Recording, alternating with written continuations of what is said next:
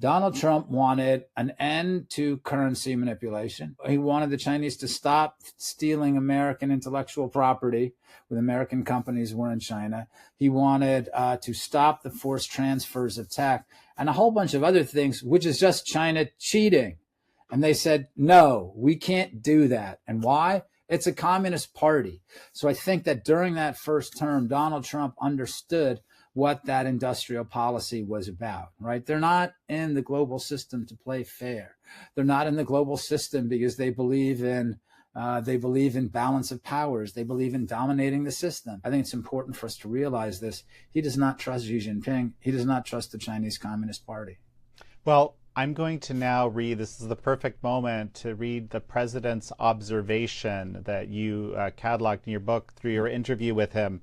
So this is what he said, and this is looking at that precise trade deal that you mentioned, right? He said, I think you have some very powerful forces in China. President Xi is a very smart and powerful man, but you have other forces that are strong. I saw it firsthand. He viewed my relationship with him and my position as president as very important.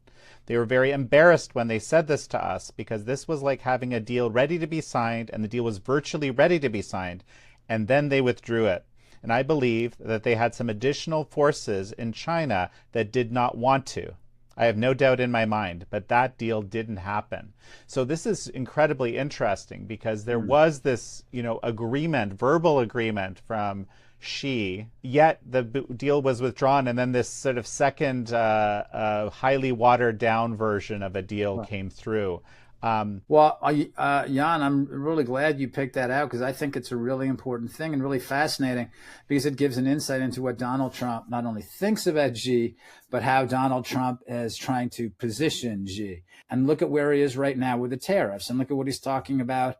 I mean, the 100% tariffs. I mean, this is astonishing, right? So Donald Trump is actually fighting it, and he understands what it means.